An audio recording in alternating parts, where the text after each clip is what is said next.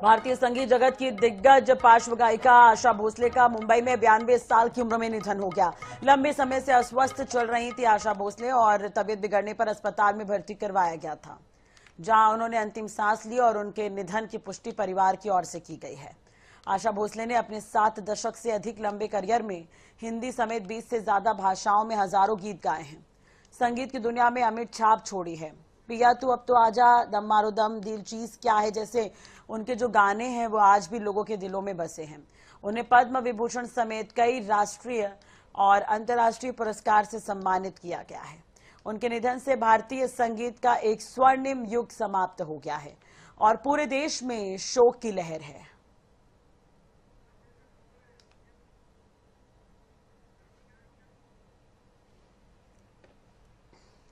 तो संगीत जगत को ये बड़ा झटका। मुंबई में आखिरी सांस ली आशा भोसले ने, 92 साल की उम्र में निधन हुआ है इनका। अखिलेंद्र मिश्रा जी हमारे साथ जुड़ गए हैं, बॉलीवुड अभिनेता। अखिलेंद्र जी, आईनेश पर स्वागत है आपका। बेहद दुखद ये खबर निकलकर सामने आई है कि आशा भोसले जी हमारे बीच नहीं है अब। क्या कुछ कहना चाहेंगे उनके लिए आप? ये विनम्र श्रद्धांजलि है मेरा। एक युग का समापन है ये, संगीत के युग का।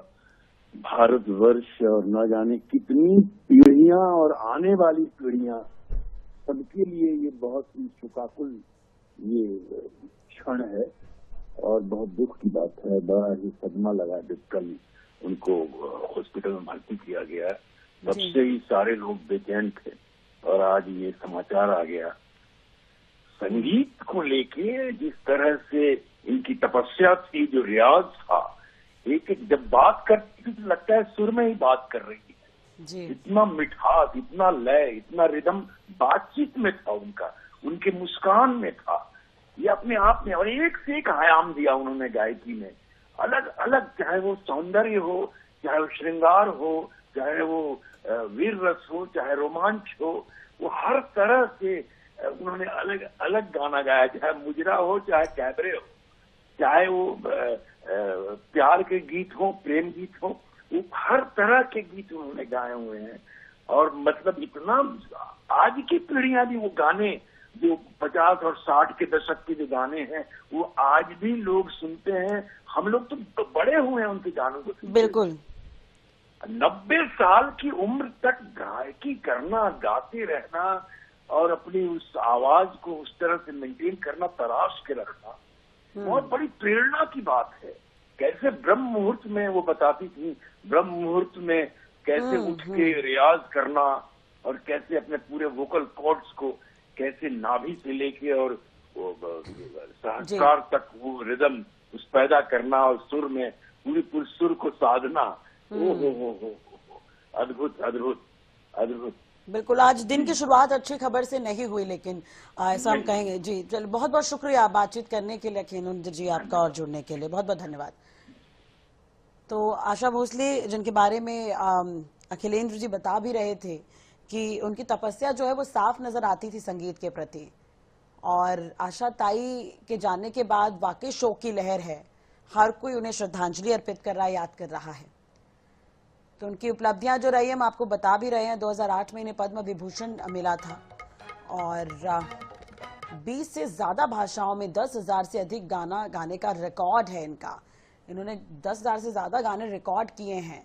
दुबई, कुवैत और यूके में आशाज नाम से रेस्टोरेंट की एक चेन चलती है और ग्रैमी पुरस्कार पाने वाली पहली भारतीय महिला आशा भोसले, जो हमारे बीच अब नहीं रही। तो ग्रैमी पुरस्कार पाने वाली पहली भारतीय महिला रही। 8 सितंबर 1933 को सांगली में इनका जन्म हुआ। संगीत परिवार से ताल्लुक रहा है शुरुआत से। 1948 में पहला फिल्मी गीत इन्होंने गाया और संघर्ष से भरी इनकी शुरुआत रही। बहुत कम बजट के गाने इन्हें शुरुआत में मिलते थे, लेकिन कुछ गाने इनके लिए बिल्कुल टर्निंग पॉइंट साबित हुए और एकदम से एक पहचान इन्हें मिली। ओपी नैयर के साथ करियर को एक बड़ी पहचान इन्हें मिली। एक आवाज है लेकिन हजारों यादें हैं जो हम शेयर कर रहे हैं। आर डी बर्मन के साथ इनकी जोड़ी को सुपरहिट और आइकॉनिक जोड़ी माना गया। तो पिया तू अब तो आजा, दम मारो दम, ये ऐसे गाने हैं जिनके फ्यूजन बना बनाकर अभी भी लोग सुनते हैं। जनरेशन चाहे कोई भी हो, लेकिन उनके गाने सुने जाते हैं। तो राष्ट्रीय फिल्म फेयर पुरस्कारों से सम्मानित रही हैं, कई राष्ट्रीय फिल्म फेयर पुरस्कार इन्हें मिले हैं। तो गिनीज वर्ल्ड रिकॉर्ड में सबसे ज्यादा रिकॉर्डिंग करने वाली गायिकाओं में आशा भोसले जी का नाम शामिल है।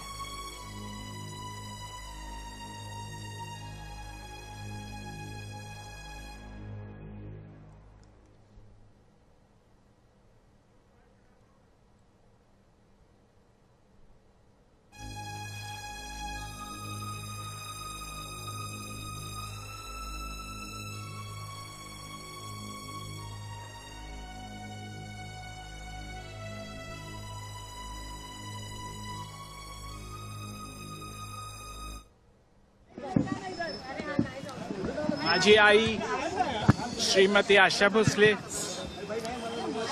यांचं आज निधन झालं आहे।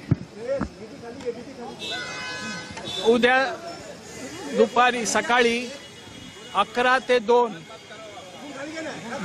त्यांच्या ज्या तिथे राहायच्या कासा ग्रँड लोअर परेल तिथं लोकांनी येऊन त्यांना भेटावं, त्यांचं दर्शन घ्यावं आणि 4 वाजता दुपारी उद्या शिवाजी पार्कला त्यांचे अंतिम संस्कार होणार आहेत।